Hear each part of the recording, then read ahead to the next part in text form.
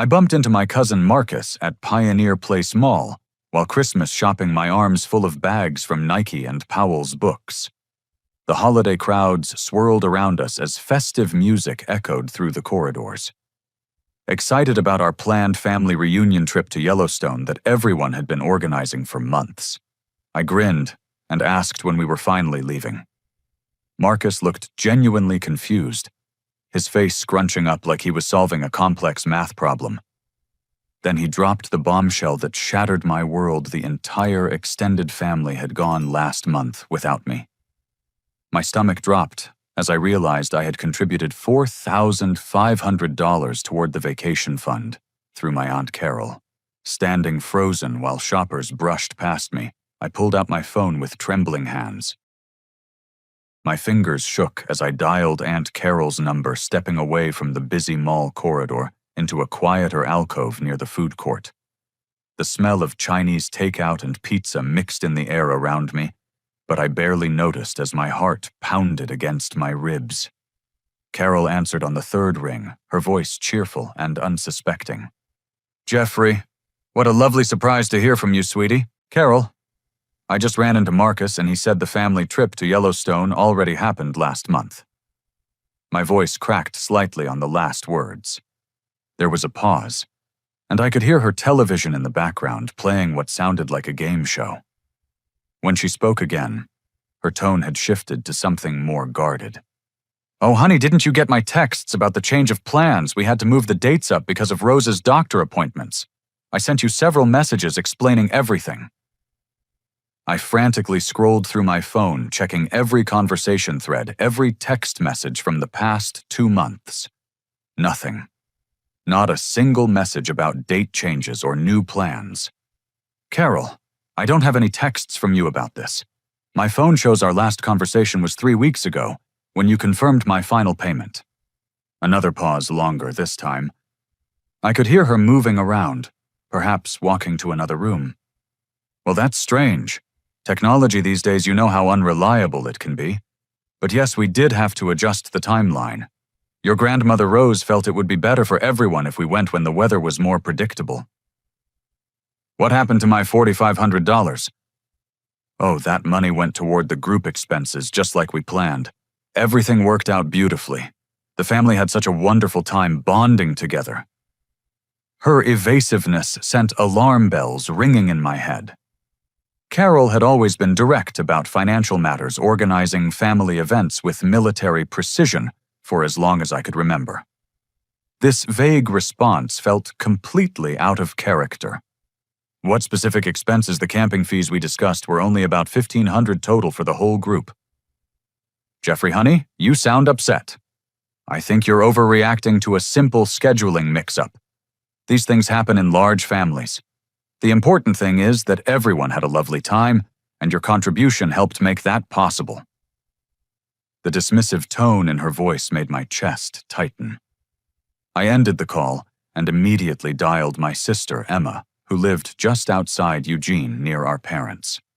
She answered quickly, but her voice sounded strained. "Jeff, is everything okay? Emma, did you know about the Yellowstone trip happening without me?" The silence stretched so long I thought the call had dropped. Finally, she sighed deeply. "Jeffrey, I wanted to tell you, but Rose made everyone promise not to say anything. She said it would just upset you unnecessarily." "Upset me, Emma. I paid $4,500 for that trip." "I know, and I felt terrible about it. But you know how Rose gets when people go against her wishes. She threatened to exclude anyone who told you from future family gatherings." My sister's voice carried genuine guilt, but also fear. Rose had been the family matriarch since our grandfather passed away 5 years earlier, and her word was essentially law at family functions. "Why was I excluded, Emma? What did I do wrong?" Another long pause. When Emma spoke again, her voice was barely above a whisper. "Rose said you were going through too much with the divorce and moving to Portland. She convinced everyone that you weren't emotionally stable enough to enjoy a family vacation, and that including you would bring down the mood for everyone else." The words hit me like physical blows. My divorce from Sarah had been finalized 8 months earlier, and while it had been difficult, I was doing well. I had a successful graphic design business, a nice apartment in Portland's Pearl District, and had been looking forward to reconnecting with family. Emma, that's not true. I've been doing great. I was excited about spending time with everyone. I know that, Jeff, but Rose painted a different picture. She said you'd been calling her crying about Sarah talking about how lost you felt asking for money. None of that was true. I hadn't asked anyone in the family for money, and I'd spoken to Rose exactly twice since the divorce, both brief and pleasant conversations about holiday plans. Did you see any of this supposed behavior yourself? No, but Rose was so specific about the details. She said you'd been drinking too much, staying up all night calling family members to complain about your problems. She made it sound like you were having some kind of breakdown. My mind raced as I tried to process this information. Rose had apparently constructed an entire false narrative about my mental state to justify excluding me from the family trip. Emma, where did they stay? We had planned to camp at Grant Village. Another guilty silence. They used your money to upgrade to rooms at the Old Faithful Inn. Rose said since you weren't coming, the family deserved to be more comfortable. They had individual suites overlooking the geyser. The betrayal cut deeper with each revelation.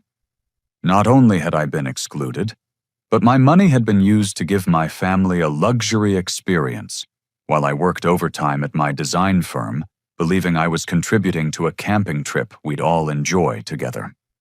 Did they post photos? Yes, but they blocked you from seeing them on social media. Rose insisted on that too. I felt dizzy standing there in the mall surrounded by holiday shoppers, enjoying their day while my world crumbled. The family I'd been desperately trying to stay connected to despite the geographic distance had deliberately excluded me and stolen my money to fund their betrayal. Emma, I need you to be completely honest with me. How long has this been planned? Since September. Rose called a family meeting at her house and convinced everyone that it would be kinder to you to go without you. She said you'd be relieved not to have the pressure of family time while you were still recovering from your divorce. 3 months. They had spent 3 months planning my exclusion while continuing to accept my money and pretend everything was normal. Every family phone call, every confirmation of my contribution had been an elaborate deception. Emma continued, her voice thick with guilt. Jeffrey, I'm so sorry. I wanted to tell you, but I was terrified of being cut off from family events too. You know how Rose can be when someone crosses her. I did know. Rose had been controlling family dynamics for decades, but I'd never imagined she would orchestrate something this cruel and deliberate. My hands were still shaking as I drove across town to my cousin Brian's apartment in Beaverton. Brian had always been somewhat of an outsider in family dynamics, working as an IT specialist and preferring computer screens to large family gatherings. If anyone would give me straight answers about what had really happened, it would be him. Brian opened his apartment door wearing a faded Blazers t-shirt and jeans, his curly brown hair disheveled from running his hands through it. His expression immediately shifted from surprise to concern when he saw my face. Jeffrey, what's wrong? You look like someone died. Maybe something did die. Can I come in? I need to know what you know about the Yellowstone trip. Brian's apartment reflected his personality, clean organized with multiple computer monitors glowing on a large desk in the corner. He gestured for me to sit on his black leather couch while he grabbed 2 bottles of Coca-Cola from his refrigerator. I wondered when this conversation would happen, he said, settling into his desk chair and turning it to face me. You knew I was excluded. I knew, and I've been documenting everything. Brian pulled out his phone and opened a recording app. Jeffrey, what I'm about to show you is going to make you angry, but you need to know the truth about what's been happening in this family. My stomach clenched as Brian scrolled through his phone. What do you mean documenting? Rose has been getting more controlling and manipulative over the past 2 years, especially since your divorce. I started recording family conversations because I had a feeling something like this would happen eventually. Brian touched the screen, and suddenly Rose's voice filled the room, clear and unmistakable. The recording was from a family gathering at her house, and I could hear multiple familiar voices in the background. Jeffrey's divorce proves he can't make good decisions, Rose's voice said with authority. He abandoned his wife, moved away from his family, and now he's trying to buy his way back into our good graces with this vacation money. Well, we'll take his money, but that doesn't mean he's earned the right to disrupt our family time. I felt sick hearing my grandmother's voice speaking about me with such disdain and manipulation. But there was more. The boy has always been selfish, Rose continued. Even as a child, he thought he was better than the rest of us. Moving to Portland just confirmed it. He thinks he's too sophisticated for Eugene, too successful for his own family. Mother, that's not fair, I heard my father's voice object weakly. Jeffrey has always been respectful and generous with family. David, you're too soft on him because he's your son. But I've seen how he looks at us like we're small-town embarrassments. This divorce is just the latest example of his poor judgment and selfishness. Brian paused the recording. There are hours of this, Jeffrey. She's been systematically poisoning the family against you for months, building a case for your exclusion. Why would she do this? Control. Rose has always needed to be the center of family decision-making, and you represent a threat to that because you're independent and successful. You don't need her financially or emotionally, which makes her feel irrelevant. Brian played another recording, this one, from a more recent date based on the timestamp. Jeffrey is so desperate to feel important that he threw money at this vacation without even asking what we really needed. Rose's voice continued her character assassination. $4,500 like he's showing off his big city success. Well, we'll put that money to good use, upgrading our accommodations. Consider it a donation to the family he abandoned. Hearing my contribution described as showing off when I'd sacrificed to contribute that amount made my chest burn with anger. I'd worked extra freelance projects and skipped several personal purchases to afford my share of what I thought would be a meaningful family experience. There's more, Brian said grimly. She didn't just exclude you. She specifically planned to use your money for upgrades while making sure you couldn't participate. The next recording was even more damaging. Rose's voice was instructing Aunt Carol on how to handle my continued payments. Keep accepting Jeffrey's money, but don't give him any real details about the planning. If he asks questions, just say everything is being handled, and he'll get information closer to the departure date. The boy is so eager to please and be included that he won't push too hard. Isn't that dishonest, Rose? Carol's voice sounded uncertain. It's practical. Jeffrey needs to learn that family loyalty isn't something you can buy your way back into. His money will give the rest of us a nice vacation, and maybe the lesson will help him become less selfish in the future. I stared at Brian in disbelief. She planned this for months, continuing to take my money while having no intention of including me. Gets worse. She also convinced your parents that excluding you was for your own good, that you were too emotionally fragile for family time. But listen to what she said when they weren't around. Brian played a recording where Rose was talking to what sounded like Marcus and Aunt Carol.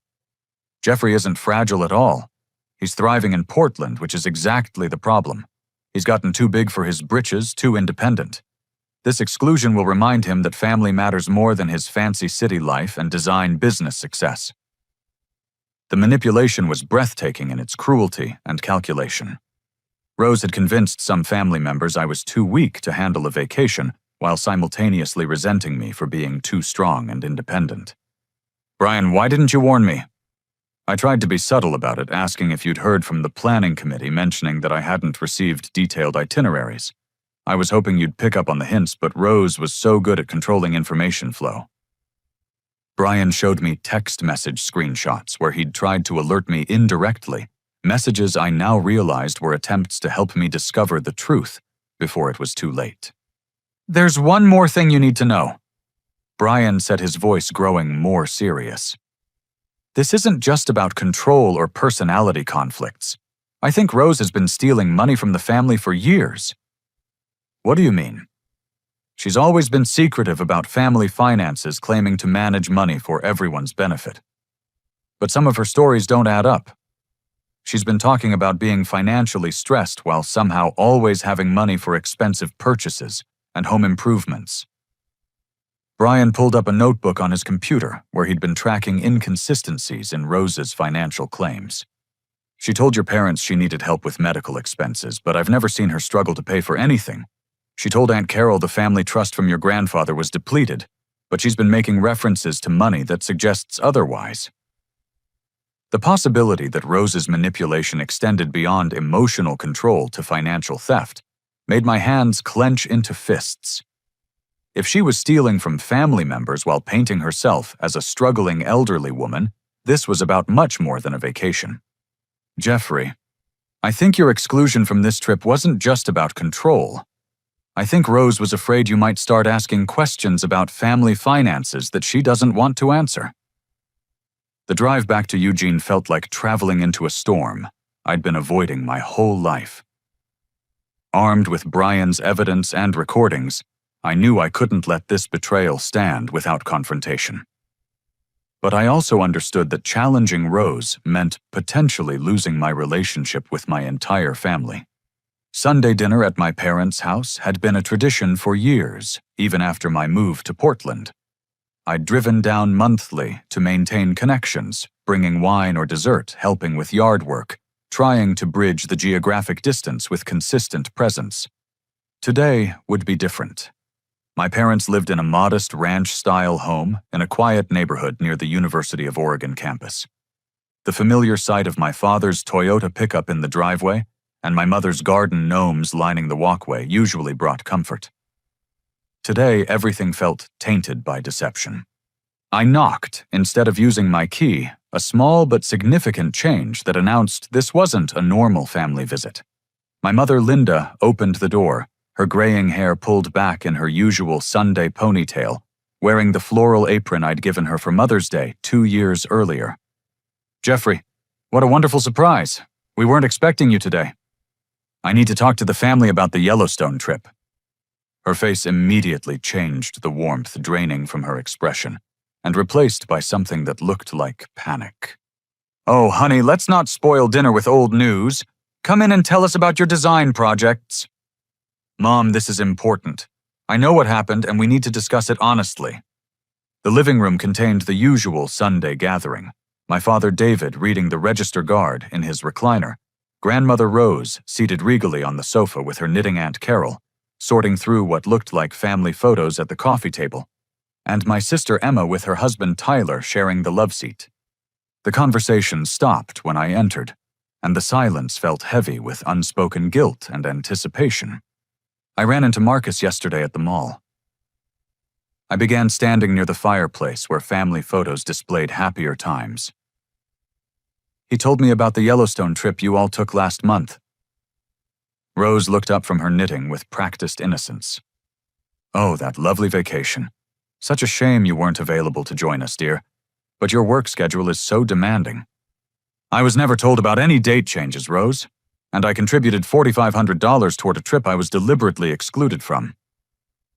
The temperature in the room seemed to drop 10 degrees.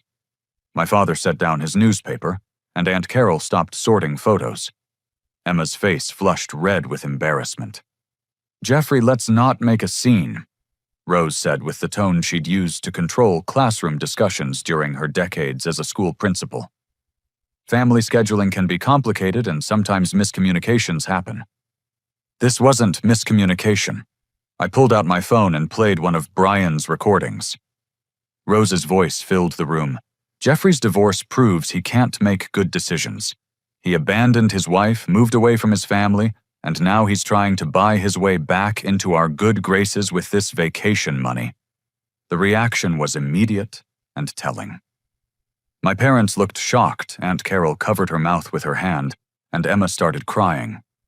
But Rose showed no shame or remorse. Instead, her expression hardened into something cold and calculating. So Brian has been recording private family conversations. How typical of that antisocial boy to violate family privacy. Rose, you systematically lied about my character to justify stealing my money and excluding me from a family event I helped fund. I didn't lie about anything. I shared my legitimate concerns about your emotional stability and decision-making abilities. What concerns based on what evidence? Rose set down her knitting and looked directly at me with the authority she'd wielded over students and family members for decades.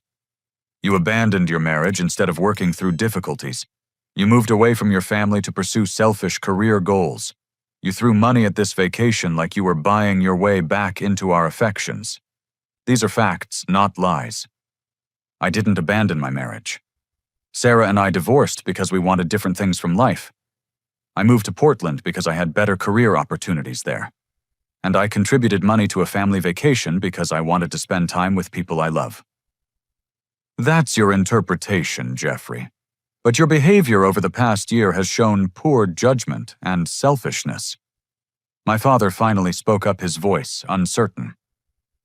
Mother, maybe we should discuss this more calmly. David, your son, is accusing me of lying and theft. I won't tolerate disrespect from a boy who's proven he values his independence more than his family responsibilities. The conversation was spiraling exactly as Rose intended, with her positioning herself as the victim of my accusations rather than addressing the actual betrayal. But I had more evidence. Rose, I have recordings of you instructing Carol to keep taking my money while having no intention of including me on the trip. You called it a donation from the family member I abandoned. Rose's mask slipped slightly, revealing anger beneath her practiced victimhood. And what if I did? You needed to learn that family loyalty isn't something you can purchase. Your money gave the rest of us a lovely vacation, which is more than you deserved after ignoring us for months. I never ignored anyone. I call, I visit, I've tried to stay connected despite living 3 hours away. Obligatory phone calls and monthly duty visits aren't the same as genuine family commitment, Jeffrey. The cruelty in her voice shocked everyone in the room. This wasn't the loving grandmother figure she presented to the outside world. This was someone who had deliberately hurt her own family member and felt justified in doing so. My mother finally found her voice. Mother Rose, this doesn't sound like a miscommunication. It sounds like Jeffrey was deliberately excluded. Linda, your son needed a lesson in humility. His divorce and move to Portland showed he thinks he's better than his family. Sometimes tough love requires difficult decisions. Stealing someone's money isn't tough love, I said, my voice rising. It's theft and betrayal. Rose stood up abruptly, her small frame somehow commanding attention from everyone in the room. I have been holding this family together since your grandfather died, making difficult decisions that serve the greater good rather than individual selfishness. If you can't appreciate the sacrifices I've made, perhaps you should reconsider whether you belong in this family at all. The threat was clear and calculated.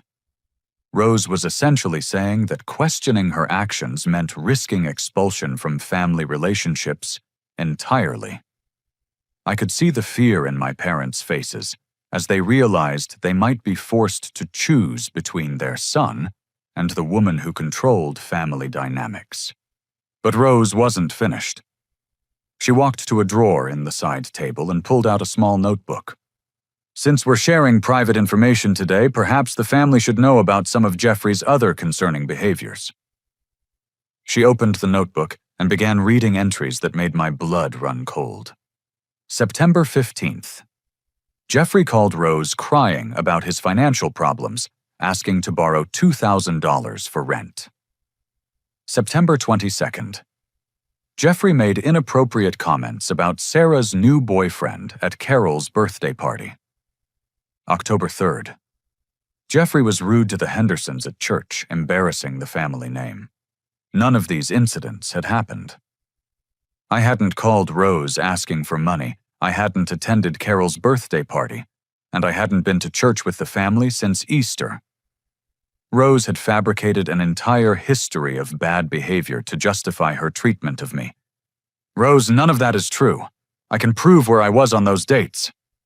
Jeffrey, gaslighting family members who are trying to help you isn't healthy behavior.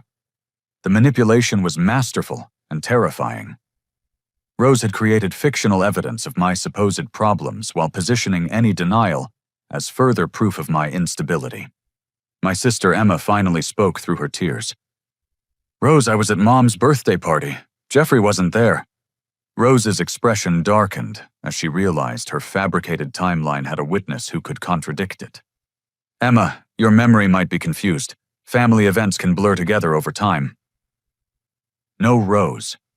Jeffrey sent a beautiful card and flowers, but he wasn't physically present because he was working on a major client project. I remember because we talked about missing him. The first crack appeared in Rose's armor, as Emma's testimony directly contradicted the fabricated evidence. But instead of backing down, Rose doubled down with vicious intensity. Well, perhaps this family gathering will help everyone understand exactly who Jeffrey really is. Someone who records private conversations, accuses elderly family members of theft, and disrupts family harmony with selfish demands for attention. The room erupted in competing voices as family members began taking sides, some defending Rose's version of events, while others questioned her increasingly obvious manipulation. But I realized this confrontation had revealed something much more serious than vacation planning deception. Rose had been systematically constructing false narratives about my character for months, possibly years, laying groundwork for my eventual exclusion from family relationships. The Yellowstone trip was just the beginning of a larger campaign to remove me from family dynamics entirely. The family dinner had ended in chaos, with my parents torn between their son and the woman who'd controlled their family decisions for years. I left Eugene feeling emotionally drained, but determined to understand the full scope of Rose's manipulation. Brian's recordings had revealed financial irregularities that needed professional investigation. Monday morning found me in the downtown Portland office of Jake Harrison, a family law attorney I'd met through professional networking events. Jake's office overlooked the Willamette River with floor-to-ceiling windows that normally would have impressed me. Today, I barely noticed the view as I spread out the evidence of Rose's deception across his conference table. Jake was about my age, with prematurely gray hair that gave him an air of wisdom beyond his years.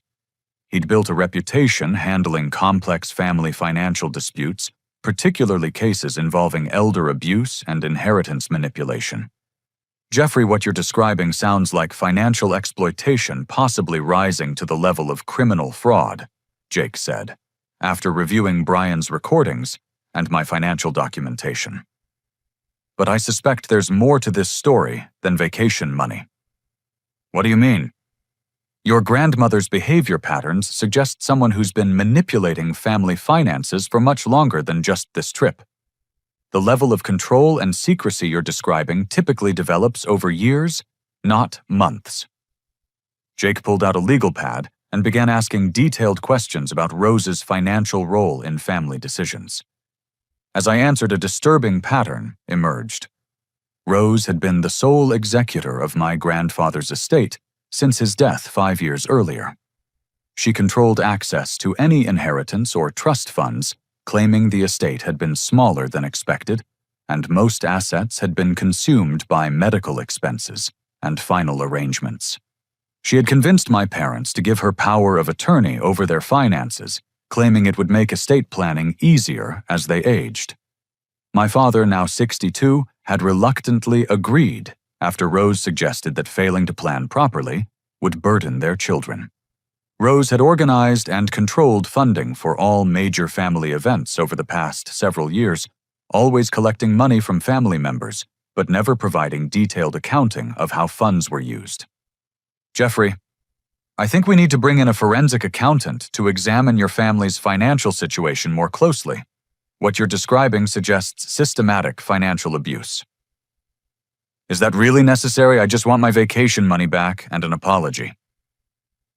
Trust me on this. Your grandmother's behavior indicates someone who's been operating a long-term financial manipulation scheme. If we're right, this vacation incident is just the tip of the iceberg. Jake recommended Patricia Chen, a forensic accountant who specialized in family financial fraud cases. Within 3 days, Patricia had begun a comprehensive analysis of available financial records related to Rose's management of family money. The results were staggering. Patricia's preliminary findings revealed that my grandfather had actually left a substantial trust fund specifically designated for his grandchildren's major life expenses, college education, weddings, home purchases, and family experiences like vacations. The trust had contained over $80,000 when Rose assumed control. According to these probate records, your grandmother was supposed to distribute funds from this trust when grandchildren reached certain milestones or experienced qualifying life events, Patricia explained during our meeting in Jake's office. Your divorce and the family vacation would have qualified for distributions. How much should have been available? Based on the original trust value and conservative investment returns, there should be approximately $95,000 available today. But your grandmother reported to the probate court that the trust was depleted by your grandfather's final medical expenses. Was it actually depleted? That's where things get interesting. The medical expenses Rose claimed don't match the insurance records or hospital billing statements I've been able to access. She appears to have fabricated significant medical costs to justify depleting the trust. Patricia showed me a complex spreadsheet comparing Rose's reported expenses against actual documented costs. The discrepancies were enormous and systematic. Where did the money actually go?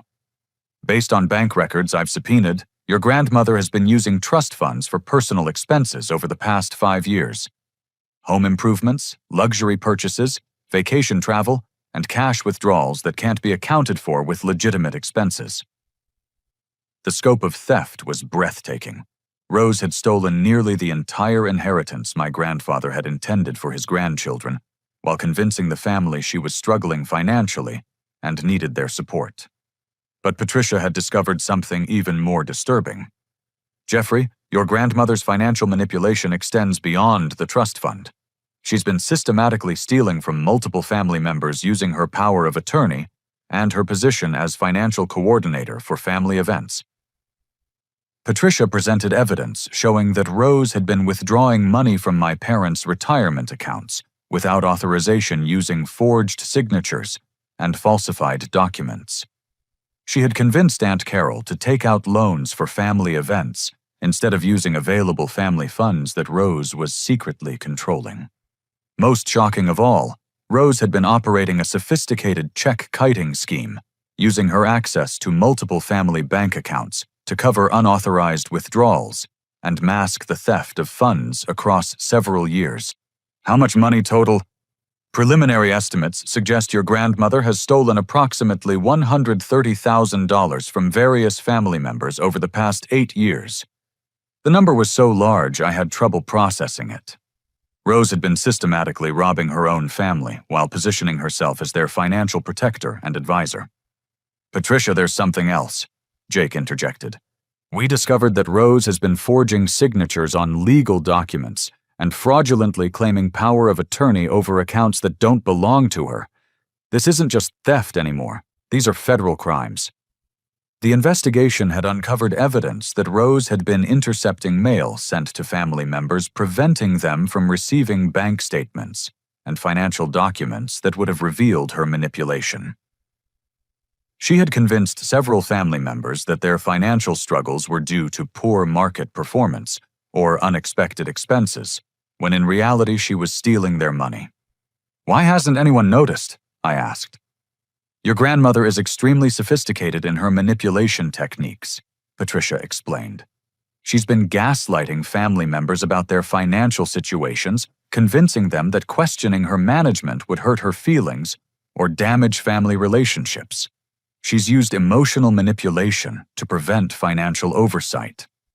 Patricia had also discovered that Rose had been blackmailing family members with fabricated secrets, using threats of embarrassment or family exclusion to prevent them from examining financial records too closely. The evidence included forged documents, falsified expense reports, and email communications, where Rose had been coordinating her deception across multiple family relationships simultaneously. Jeffrey, your exclusion from the family vacation wasn't just about control, Jake concluded. Your grandmother was afraid that including you might lead to questions about family finances that she couldn't answer. You represent the biggest threat to her financial schemes, because you're educated, successful, and independent enough to investigate discrepancies. The realization hit me like a physical blow. My supposed emotional instability and family disloyalty had been fabricated specifically to discredit me in advance of any financial investigations. Rose had been preparing for months to paint me as an unreliable source if I ever discovered her theft. What do we do now? We present this evidence to the district attorney's office and pursue criminal charges for financial fraud, forgery, and elder abuse, Jake replied grimly. Your grandmother has been operating a criminal enterprise targeting her own family members. Working with Jake and Patricia over the following weeks felt like excavating a crime scene that had been carefully buried for years. Every day brought new discoveries about the extent of Rose's financial manipulation, and each revelation made me question everything I'd believed about my family relationships. Patricia's forensic analysis had expanded to include bank records, tax documents, and legal filings spanning the entire 5 years since my grandfather's death.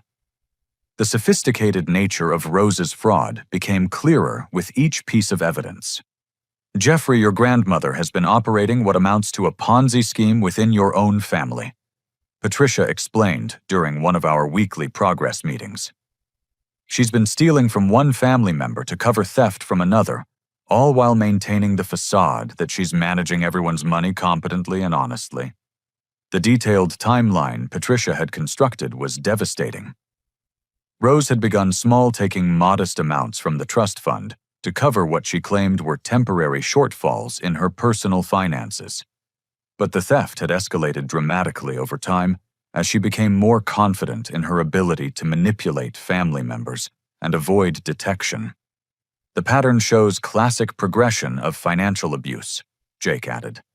She started with rationalized taking, convincing herself she deserved compensation for managing family finances. Then she moved to outright theft when she realized no one was checking her work closely. Patricia showed me a complex flowchart mapping how money had moved between various family accounts under Rose's control. The web of manipulation was staggering in its complexity and cruel in its target selection. She's been particularly targeting family members who trust her most, Patricia noted. Your parents, Aunt Carol, and even some of your cousins have been systematically victimized because they believed in her integrity and competence. The investigation had revealed that Rose created fake invoices for family events, inflating costs by thousands of dollars and keeping the difference. The Yellowstone trip was just the most recent example of this pattern, where she had collected money from family members for camping expenses, but used those funds for luxury accommodations, while excluding contributors who might ask questions. But Patricia had uncovered something even more sinister. Rose had been deliberately creating financial problems for family members in order to position herself as their savior. She convinced your Aunt Carol to take out a home equity loan for family emergencies while she was secretly controlling Carol's savings account, Patricia explained. Then she offered to help Carol manage the loan payments, giving her access to even more of Carol's money. The psychological manipulation was as sophisticated as the financial fraud. Rose had been systematically undermining family members' confidence in their own financial judgment while positioning herself as the only person competent to manage family money. Jake had brought in Detective Sarah Williams from the Financial Crimes Unit to review the evidence we'd compiled. Detective Williams specialized in complex family fraud cases and had seen similar patterns before.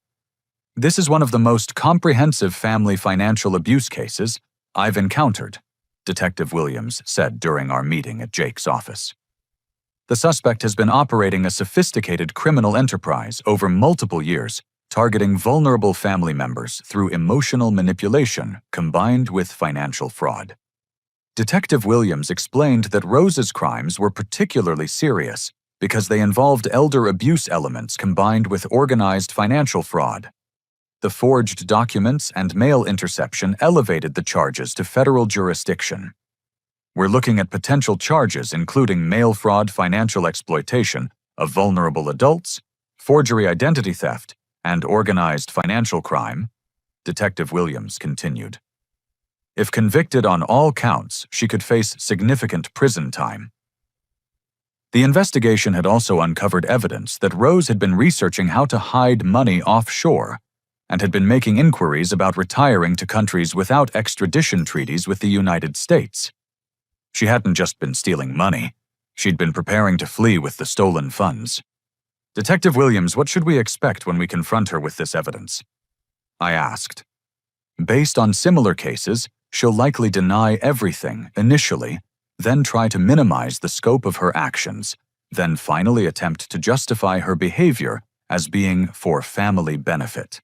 Financial abusers often believe their own rationalizations and struggle to accept responsibility, even when confronted with overwhelming evidence. Jake had been coordinating with the district attorney's office to prepare formal charges. The scope of evidence had grown so large that prosecutors were considering bringing in federal authorities to handle aspects of the case that crossed state lines.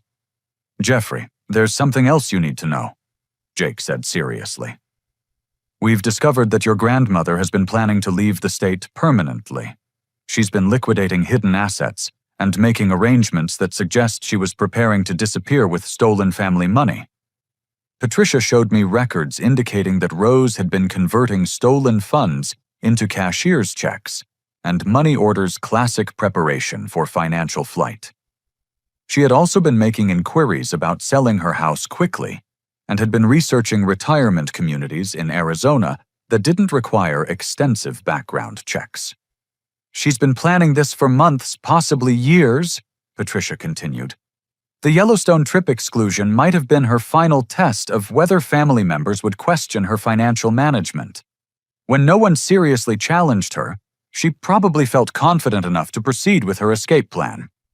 The revelation that Rose had been preparing to abandon the family after stealing everything she could was perhaps the most hurtful discovery of all. This wasn't impulsive theft or gradual moral decline. This was calculated long-term planning to betray everyone who trusted her. Detective Williams had obtained search warrants for Rose's house and bank accounts. The search had revealed hidden documents, additional forged papers, and evidence of financial planning that confirmed her intention to flee with stolen funds. We found notebooks detailing her plans to liquidate remaining family assets and disappear to Arizona under a different identity, Detective Williams reported. "This isn't just financial fraud anymore. This is organized crime with intent to permanently deprive victims of their property." The scope of Rose's planning was breathtaking and terrifying. She had been methodically destroying family relationships while stealing family money, all while preparing to escape and leave her victims to discover the theft after her disappearance. "When do we arrest her?" I asked. "We're coordinating with prosecutors to time the arrest for maximum evidence preservation," Detective Williams replied. "We want to catch her before she can destroy additional evidence or accelerate her escape timeline." Jake warned me that the arrest and subsequent legal proceedings would be emotionally difficult for the entire family. Many family members still believed in Rose's innocence and would struggle to accept the evidence of her betrayal. "Jeffrey, your family is going to go through a grief process similar to mourning a death," Jake explained. "The grandmother they thought they knew essentially never existed. The woman who's been controlling family relationships is a sophisticated criminal who's been systematically victimizing people who loved and trusted her. As we prepared for the confrontation and arrest, I realized that exposing Rose's crimes would heal some family relationships while potentially damaging others. Some family members might never forgive me for initiating the investigation that sent their beloved matriarch to prison, even though that investigation had saved them from continued victimization. But I also understood that allowing Rose to continue her crimes would have eventually destroyed the family anyway. Her theft was escalating, her manipulation was becoming more extreme, and her escape plan would have left everyone devastated and financially ruined. The courage to expose truth, even when that truth was painful and destructive, was the only way to save what could be saved of authentic family relationships. The confrontation took place on a cold November morning at Rose's house. the same location where she had orchestrated months of manipulation against me. Jake had coordinated with Detective Williams to give Rose one final opportunity to confess and cooperate before formal arrest proceedings began. Rose's house sat on a quiet street lined with mature oak trees, their branches now bare in the late autumn air. The modest ranch-style home had always represented stability and family tradition to me. Today it felt like a crime scene. Present for the confrontation were my parents, Aunt Carol, Sister Emma, Cousin Brian, Detective Williams, and myself. Jake remained outside coordinating with backup officers in case Rose attempted to flee or destroy evidence. Rose opened her front door wearing a lavender sweater and her usual confident expression, but I noticed her hands trembling slightly as she recognized the unusual nature of our gathering. My, what a lovely surprise to have so much family visiting at once, she said, her voice maintaining its practiced warmth, despite the obvious tension. We gathered in her living room, the same space where she had hosted countless family celebrations, and where she had systematically planned my exclusion from family relationships. Detective Williams took the lead, introducing herself and explaining the purpose of our visit. Mrs. Rose Patterson, we're here to discuss irregularities we've discovered in your management of family financial affairs over the past several years. Rose settled into her favorite chair, maintaining composure, while her eyes darted around the room, assessing the faces of family members she had manipulated for so long. I'm sure any irregularities are simply misunderstandings. I've always tried to manage family money carefully and honestly. Detective Williams presented a folder containing the key evidence Patricia had compiled: bank records, forged documents, and detailed analysis of the systematic theft Rose had perpetrated. Mrs. Patterson, our investigation shows that you've stolen approximately $130,000 from family members through fraudulent access to their accounts, manipulation of trust funds, and systematic deception about family expenses. Rose's mask began to slip as she realized the scope of evidence against her. Her confident expression shifted to something more calculating as she assessed her options. Detective, I think there's been a misunderstanding.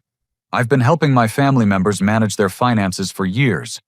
Sometimes accounting can be confusing to people who don't understand complex financial arrangements. Mrs. Patterson, we have recordings of you explicitly planning to steal money from Jeffrey and exclude him from family events you'd accepted his payment for. Brian stepped forward and played one of the most damaging recordings, where Rose's voice clearly stated her intention to use my money while excluding me from the vacation I'd helped fund. Rose listened to her own voice without showing remorse or surprise. Instead, she seemed to be calculating her next move. Those recordings were made without my permission in my private home. I'm not sure they have any legal validity. Detective Williams explained that the recordings were legally obtained and admissible as evidence of fraud and conspiracy. She then presented the forged documents Rose had created to steal from family trust accounts. Mrs. Patterson, these documents contain your forged signatures on accounts belonging to other family members. This constitutes felony fraud and identity theft. For the first time, Rose showed genuine fear as she realized the criminal charges she was facing. But instead of confessing or showing remorse, she launched into a desperate attempt to justify her actions. Everything I did was for family benefit, she declared, with the authority she had wielded for decades. I've been holding this family together since my husband died, making difficult decisions that serve everyone's long-term interests. You stole money from your own family members while lying to them about their financial situations, my father said, his voice shaking with anger and betrayal. David, you've never understood the complexities of managing family resources. I've been protecting all of you from making financial mistakes that would hurt everyone. Rose's attempt at justification became increasingly desperate as she realized no one was accepting her rationalization. She began attacking individual family members, trying to divide our solidarity. Jeffrey has always been selfish and ungrateful. This whole investigation is his revenge for not being included in a vacation he didn't deserve to attend. Mom, Jeffrey didn't start this investigation for revenge, Emma said firmly. He started it because you stole his money and lied to us about his character for months. Rose's composure finally cracked completely as she realized her decades of family control were ending. She stood up abruptly and began moving towards the kitchen, claiming she needed water. Detective Williams recognized the behavior as a flight attempt and moved to intercept her. Mrs. Patterson, we need you to remain in the living room while we complete this interview. I don't have to listen to these accusations in my own home. Rose snapped her voice, losing all pretense of warmth or authority. Actually, you do, Detective Williams replied calmly. We have a warrant to search these premises for evidence of ongoing financial crimes.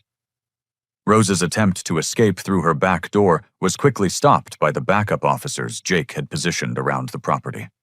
As she was brought back into the living room in handcuffs, she made one final vindictive attack on the family she had manipulated for so long. You'll all regret this. Jeffrey has turned you against the one person who actually cared about this family's future. When I'm gone, you'll realize how much I did for all of you. But her words fell flat because everyone present had finally seen her true nature. The loving grandmother figure had been replaced by someone desperate, manipulative, and completely lacking in remorse for the harm she had caused. As Detective Williams read Rose her rights and led her to the patrol car, my mother broke down, crying.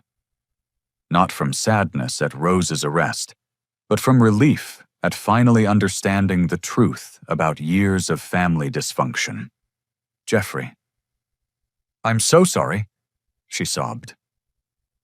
She convinced us you were the problem when she was the one destroying our family relationships. The search of Rose's house revealed additional evidence of her crimes notebooks, detailing her manipulation strategies, hidden cash she had stolen from family accounts, and documents showing her plans to flee Arizona with stolen money.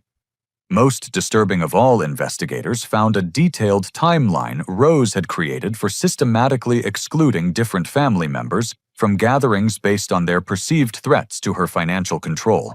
My exclusion from the Yellowstone trip had been part of a larger plan to isolate and remove family members who might question her authority.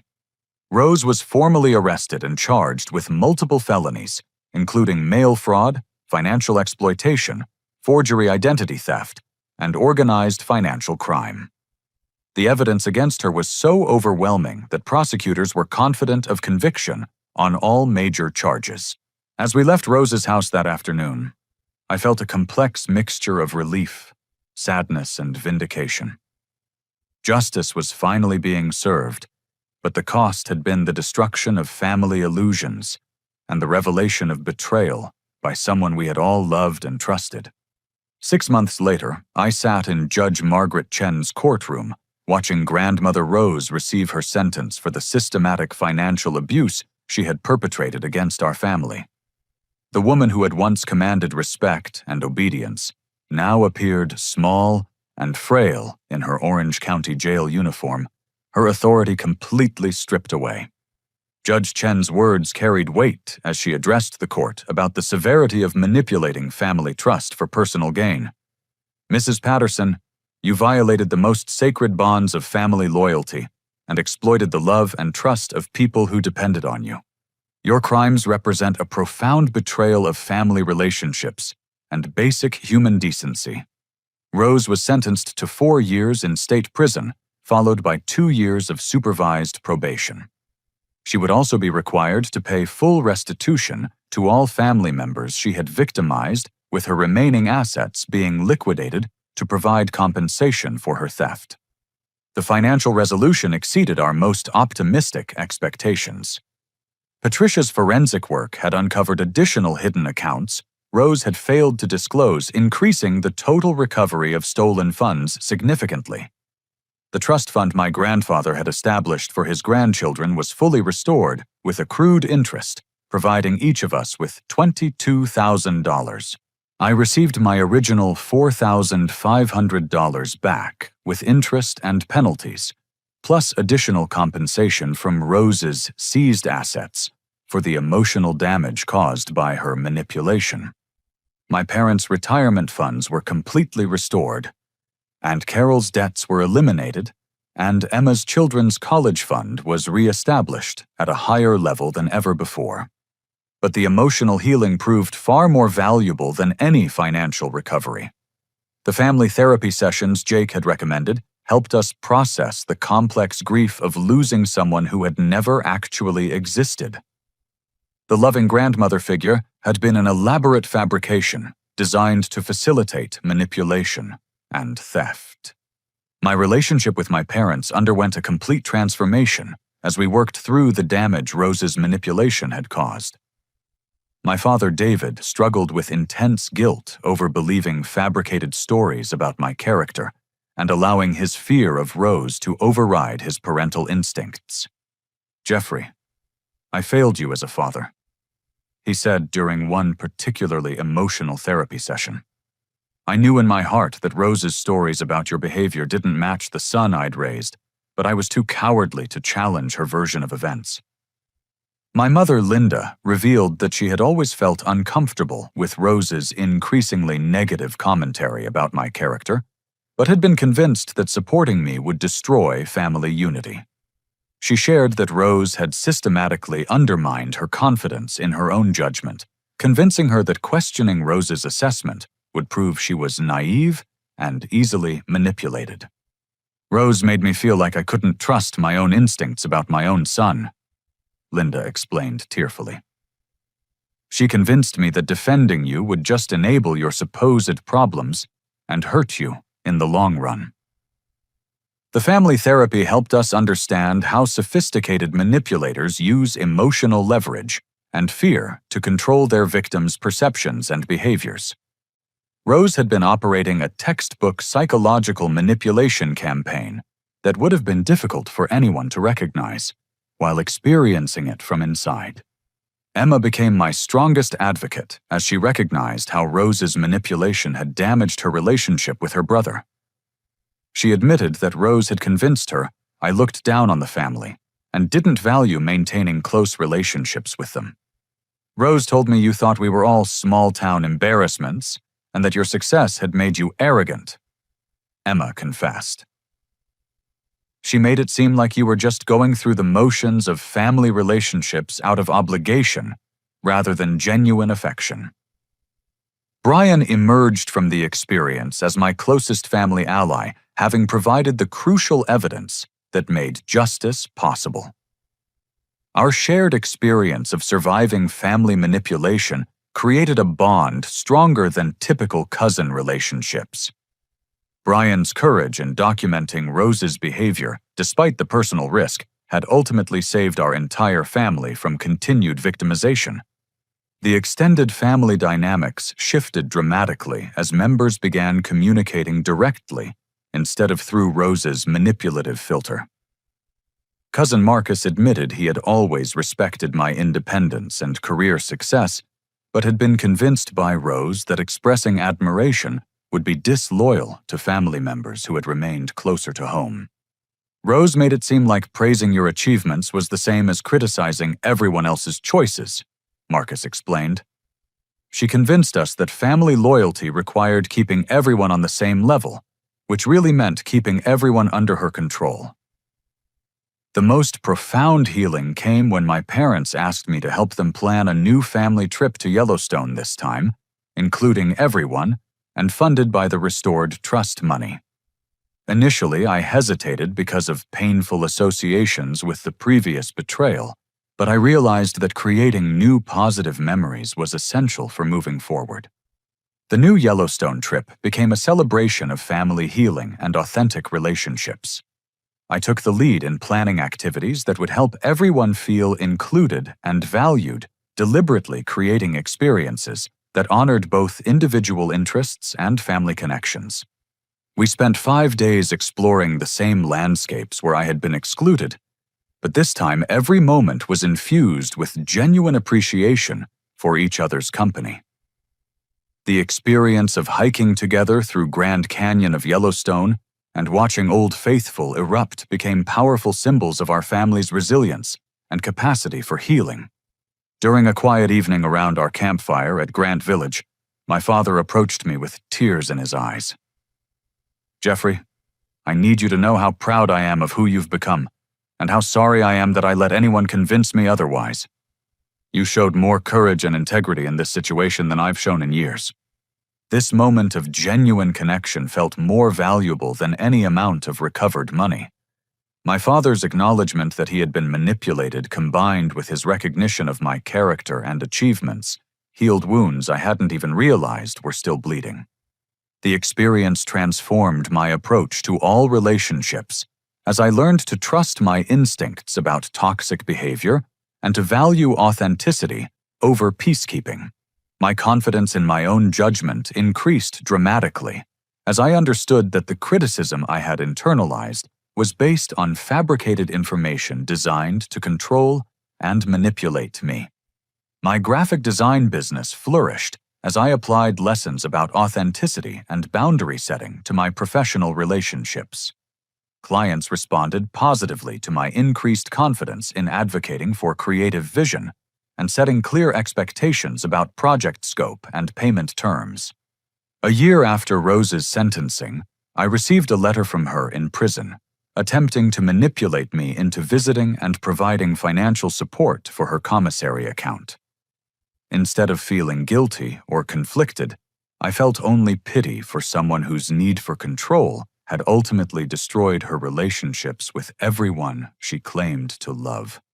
I didn't respond to the letter, but kept it as a reminder of the importance of maintaining healthy boundaries with people who view relationships as opportunities for manipulation rather than genuine connection. The final scene of our healing journey took place at my new apartment in Portland, where I hosted my first family dinner since my divorce. My parents, Emma's family, Brian Marcus, and Aunt Carol, gathered around my dining table sharing stories and laughter without any undercurrent of manipulation or hidden agendas.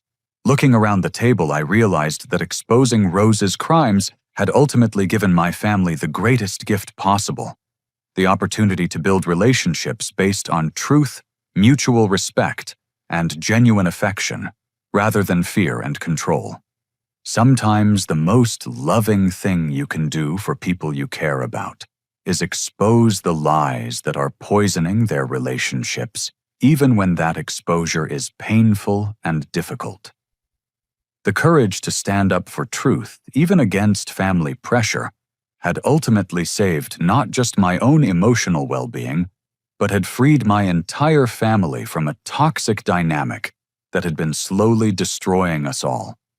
Brian raised his glass in a toast that perfectly captured our journey, to Jeffrey, who loved us enough to tell us the truth, even when the truth was harder than continuing to live with lies.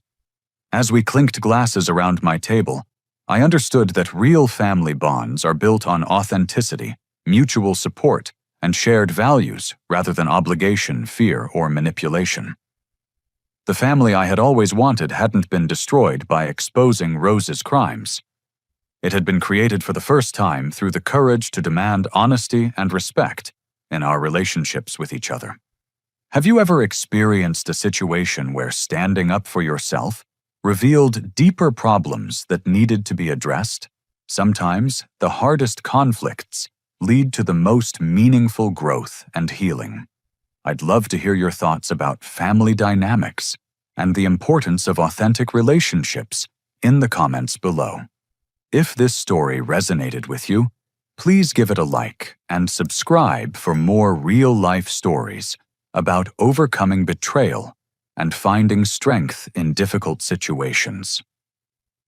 Share this with someone who might need to hear that they have the right to demand honesty and respect in their relationships. Thank you for listening to my story, and I hope it encourages you to trust your instincts and stand up for truth in your own life even when it's difficult.